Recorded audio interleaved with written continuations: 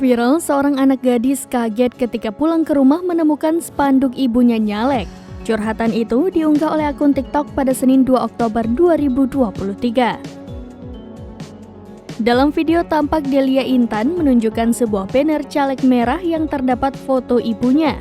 Curhat itu diunggah di akun TikTok @deliaintan24 pada Senin 2 Oktober 2023. Sang ibu menjadi caleg DPRD Dapil 6 wilayah Sumber Asi Tongas dan Lumbang, Probolinggo, Jawa Timur. Nggak mau curhat tentang pasangan, tapi aku syok 5 bulan nggak pulang, tiba-tiba pulang terus ibuku nyalek, tulisnya. Video Delia ini pun mendapat banyak komentar dari netizen lantaran baru ditinggal merantau 5 bulan, tiba-tiba ibunya nyalek.